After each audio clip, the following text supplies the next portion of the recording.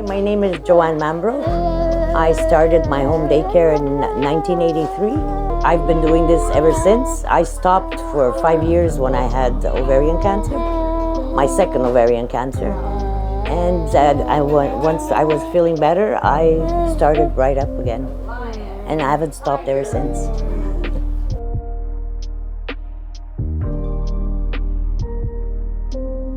We're in the Bureau of Saint-Léonard.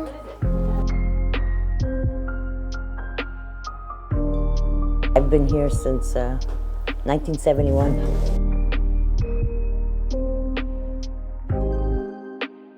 I'm responsible for the home daycare. I take care of the kids and I have an assistant that works with me. She's the same one that's been here for 15 years. I try to keep consistency as much as possible so that the kids have their stability, like a second home.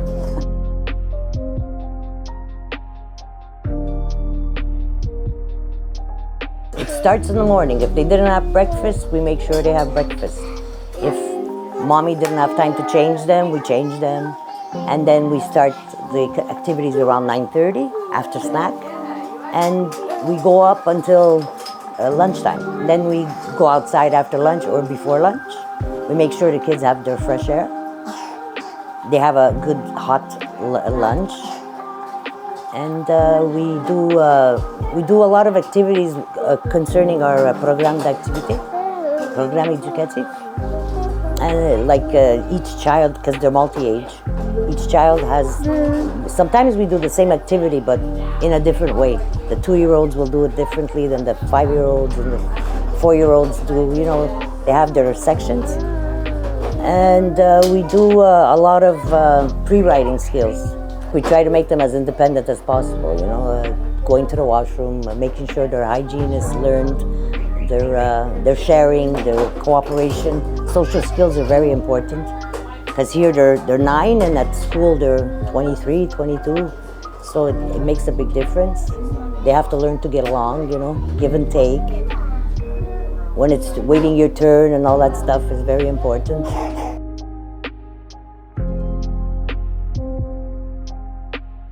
You gotta be really honest with them. You tell them the truth about what goes on. You let them stay in your daycare, first of all, so they can observe and see if it's suited for them. But most of all, I explain to them yes, I understand you choose the daycare, but the child has to feel comfortable in the daycare.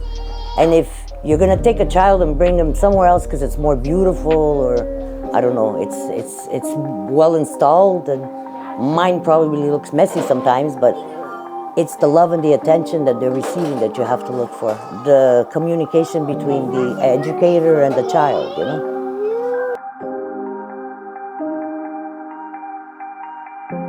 I've noticed a lot of changes. Parents are more stressed, they're busier. The children are not as coherent as they used to be. They're more into playing alone. You have to kind of teach them to play together. Before it was, oh, my friend is here, and they would run, And it's more like, how do you say, the parents they're good parents, but they could be better, There's a lot of attention that they're not giving their kids that they should be giving their kids. Like children stuff, like we used to do, go outside and play snowballs and make snowman, and there's not too much of that now. Now it's like, let's go to the museum, but they're just walking with their, there's things that they should be doing together with their kids to connect. It bonds them and it makes them closer. And it also makes the child listen more to the parent, like they're a team. It's that I haven't done enough and they need more. Because you're sending them out there into the big world now, not the little family home daycare that I have. And it's not enough and they're gonna suffer in the day. And there's nobody there to give them that security or that hug that they need, or that little push, come on, you can do it, Yeah, that's my biggest fear. Did I really do enough? Every day I ask myself, could I have done it different? Even after all these years, there's gotta be a way that I could have done it better. And you gotta work with heart, when you're working with kids. No matter what, big kids, small kids, you gotta work with heart. Mostly Africans, because they're all in my community. And I always had a multicultural daycare, and that's very important to me. I even took I did a workshop for multicultural before you came in the daycare. Yeah, because we are in a community all mixed, and we're living all together, and we have to learn to live together. The children as well. You know, like I remember a long time ago when there was maybe a colored kid, the other white one would move away, and you have to teach them how to be all together, because when they go to school, they're all one. We eat the same food, we talk the same way, we play the same way.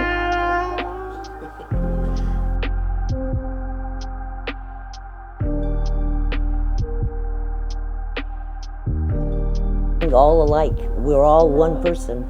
Doesn't matter the color, the language. Like most kids here, even if they come in speaking French, they learn their English. The English ones learn their French. Even if they don't speak it, they understand it.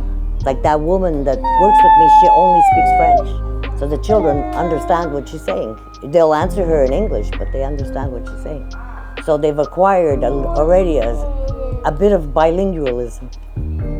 And I find that everybody should speak both languages, and the language of their culture, you know, is very important too. If all the cultures stick together, we're never going to evolve. It's like we're all different in culture, but we're all the same people. We're all going to the same grocery store, the same bank, the same, you know. When there's a party, there's all kinds of mixtures. You got to blend. If you don't blend those ingredients in good, the cake doesn't come good.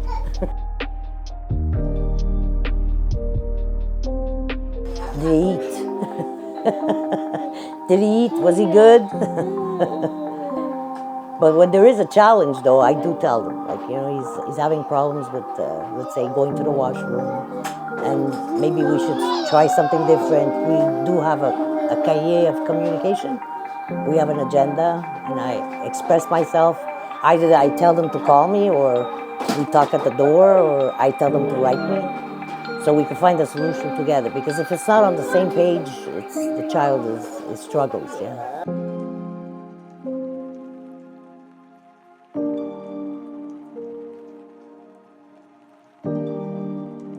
Shocked me in a good way. He doesn't do this at home. How come he does this here? Mostly, and they're still saying things like that. Oh no, at home he's not like that, or she's not like that. Like she doesn't do her tying her shoes on her own or zipping.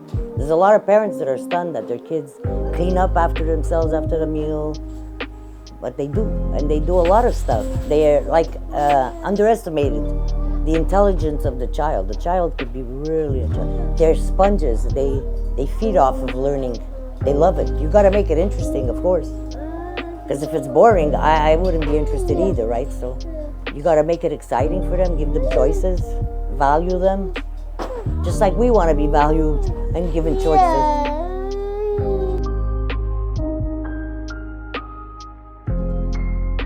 When they're expecting you to be parents, like when the kid has a fever, when the child is throwing up, and the parents are not answering you the telephone, you say, okay, this is too much. I'm not a nurse. I came into this career to enjoy my day just like the kids and educate them and have fun, you know. Not deciding, okay, he has no gloves, let me see if I have an extra pair. It's okay, time to time, everybody forgets, but not on a permanent basis. That's like not part of my day. You know, I don't want that to be part of my day where the kid's waiting for me to find. I'm supposed to be doing non-stop stuff with them, you know what I mean? I don't like to use the word attends une minute, or attends.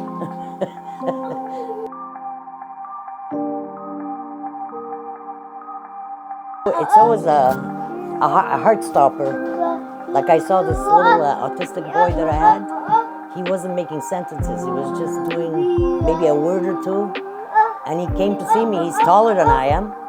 And he's not big. He's only 11. And he speaks fluently now. Like his sentences are a bit not as clear, but he's making sentences. So it made me cry. Oh yeah. Because you do put a lot of work into them, and you want to see them succeed. And when you see it in front of your eyes, you're just stunned.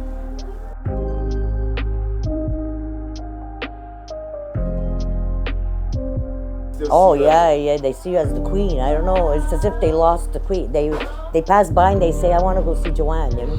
Yeah. Still have that respect in their eye. You see that glitter in their eye. I have a brother and a sister that went to school. She's 9 now and he's 7.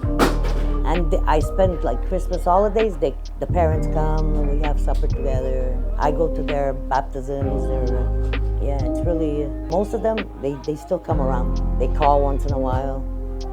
Yeah, I keep the friendship going. I want to know what they're doing. You know, my little ones.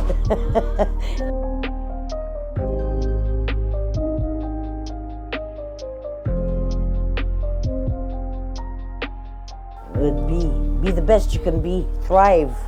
Enjoy your life. Make good choices. Share.